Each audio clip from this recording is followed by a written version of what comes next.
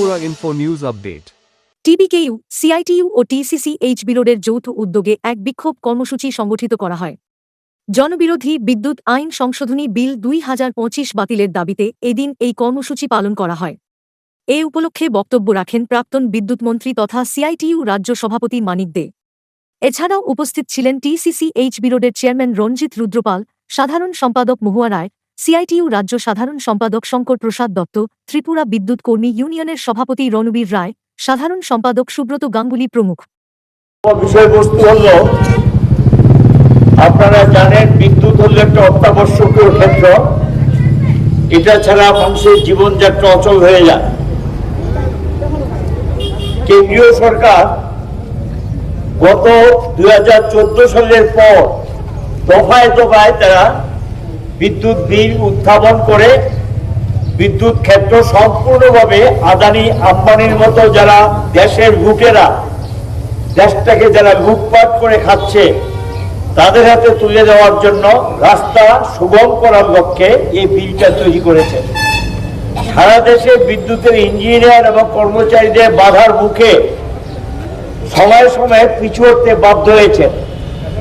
এরা ২০২০-তে একবার বিলটা নিয়ে এসছেন, ২০১৪ একবার তৈরির চেষ্টা করেছেন, দুইবারই ব্যর্থ হয়েছেন।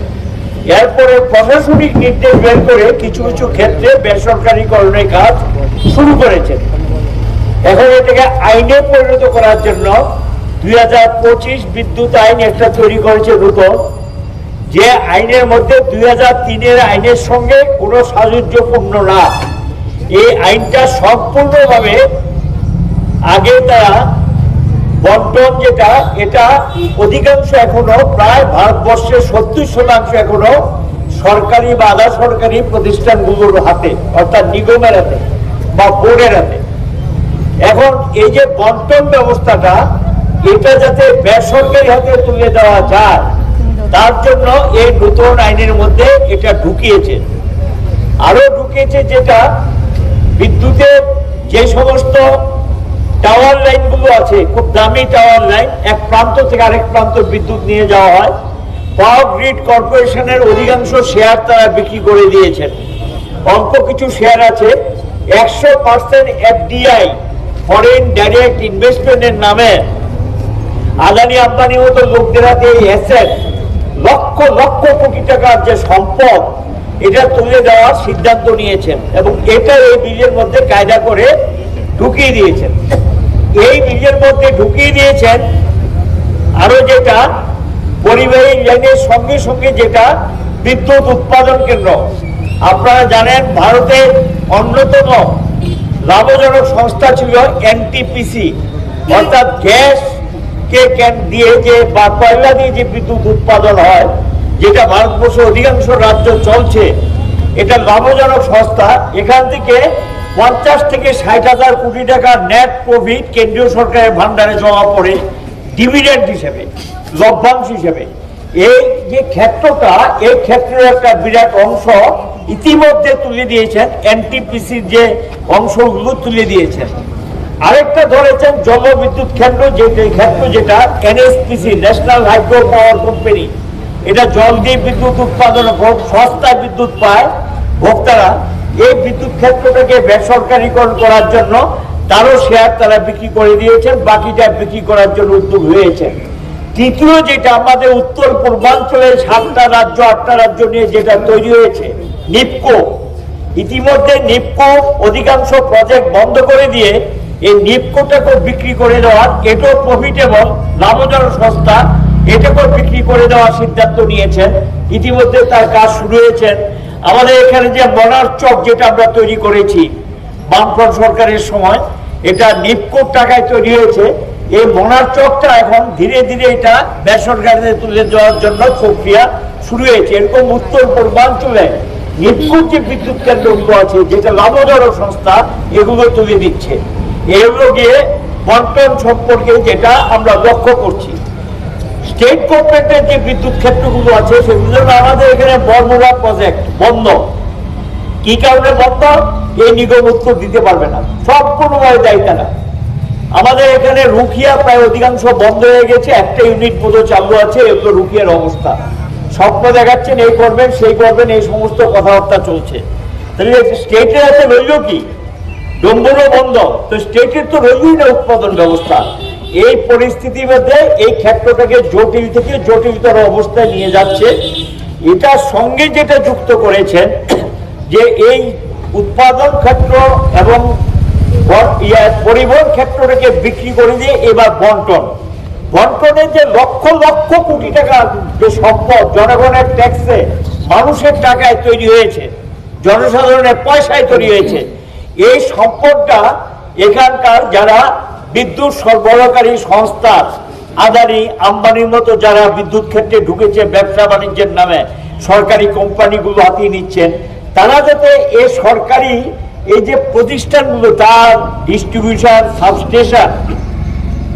ডিস্ট্রিবিউশন মানে বন্টনের ক্ষেত্রে যে সাবস্টেশন গুলো আছে এবং যে তার যে পদ্ধতিটা অর্থাৎ বন্টনের যে সমস্ত অ্যাসেট প্রপার্টি গুলো আছে, সম্পদ গুলো আছে, খুঁটি থেকে শুরু করে সাবস্টেশন থেকে ট্রান্সফরমার পর্যন্ত সব কটা ব্যবহার করার জন্য আইনের মধ্যে ঢুকিয়ে দিয়েছেন। এতে কোনো বাধা দেওয়া যাবে না, বেসরকারি সংস্থা এসে এটা তারা ব্যবহার করতে পারবে না।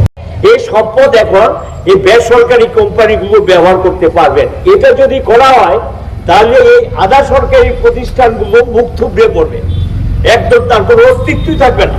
এবং এখানে যারা কাজ করছেন ইঞ্জিনিয়ার কর্মচারীরা বেকার হয়ে যাবেন, এগুলি ধীরে ধীরে বেসরকারিতে তুলে দেবেন, বেতন পাবে না টাইমলি, এবং গ্যাস কিনে টাকা দিতে পারবেন না, এবং ধীরে ধীরে আমাদের এখানে এই যেন নিগমটাকে যেমন ধ্বংসের কিনারে নিয়ে গেছে।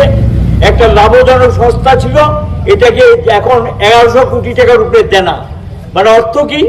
এটাকে ধীরে ধীরে মুখ থুবড়ে পড়বে, অটোমেটিকলি ন্যাচারাল ডেথ, প্রাকৃতিক নিয়মেই এটাকে ধ্বংসের কিনারে নিয়ে যাচ্ছে। এই পদ্ধতিটাকে এখন আইন সিদ্ধ করার জন্য, বেআইনি কাজটাকে আইন সিদ্ধ করার জন্য এই আইনটা পাস করার চেষ্টা করি। এই আইনের মধ্যেই আবার ঢুকিয়ে দিয়েছেন স্মার্ট মিটার বাধ্যতামূলক না, এবং এই আইনের মধ্যে ঢুকিয়ে দিচ্ছে স্মার্ট মিটার বাধ্যতামূলক। স্মার্ট মিটারটা ঢুকানোর অর্থ হলো যে স্মার্ট মিটার মধ্যে এমন একটা কারিগরি আছে যেটার মধ্য দিয়ে এটা দিনে 3 বার রেট করতে পারে, কয়েক ঘন্টা হিসেবে রেট করতে পারে, সেই রেটটা অটোমেটিকলি এটা এখানে তার চার্জটা কত ইউনিট বিদ্যুৎ ব্যবহার করেছে এটা বের করে দিতে পারবে। এবং এই লক্ষ্যে অর্থাৎ ডে টাইম ট্যারিফ, এটার নাম দিয়েছে ডে টাইম ট্যারিফ, এটাকে আইন সিদ্ধ করার জন্য এই বিলের মধ্যে প্রভিশন ঢুকিয়ে দিয়েছে। স্মার্ট মিটার বাধ্যতামূলক আর ডে টাইম ট্যারিফ চালু করা। ডে টাইম মানে দিনকে 3 ভাগ করবে, রাত্রে একটা, দুপুরে একটা, বা ব্যস্ততম সময় বিকেল 5টা থেকে রাত্র 11টা পর্যন্ত একটা রেট। এই সিস্টেমটা করার জন্য আইন সিদ্ধভাবে আইনে ঢুকিয়ে দিয়েছেন। এটার মধ্যে ঢুকিয়ে দিয়ে ক্রস সাবসিডি যেটা ছিল, যারা শিল্প বাণিজ্যিক ক্ষেত্রে বিদ্যুৎ ব্যবহার করে, কমার্শিয়াল যারা ব্যবহার করে তাদের রেটটা বেশি ছিল, আর বাড়িঘরে যারা ব্যবহার করে এই রেটটা কম ছিল। এটার মধ্যে একটা ব্যবধান ছিল। এই ক্ষেত্রে গিয়ে কৌশল করে যেটা ঢুকিয়ে দিয়েছে আইনের মধ্যে যে এখন থেকে একটা রেট হবে, রেট কোনো একটা কম আর একটা বেশি হবে না, একটা রেট হবে। এবং সেই রেটটা যদি এটাকে এখন ধরুন অন্য যারা বেশি ব্যবহার করে তাদের থেকে বেশি নিয়ে গরিবদেরকে সাবসিডি দেওয়া হতো, এটাকে বলা হয় পারস্পরিক ভর্তুকি, মানে ক্রস সাবসিডি। এবং এই যে ক্রস সাবসিডিতে সাধারণ গ্রাহকরা উপকৃত হতেন। এই পদ্ধতিটাকেও ধ্বংস করে দেওয়ার জন্য, পদ্ধতিটা তুলে দেওয়ার জন্য ক্রস সাবসিডি তুলে দিয়ে সাধারণ গ্রাহকদের কাঁধে বোঝা চাপিয়ে দেওয়ার জন্য এই বিলে ঢুকিয়েছেন। Subscribe to Tripura Info and press the bell icon so that you never miss any latest updates and news on Tripura.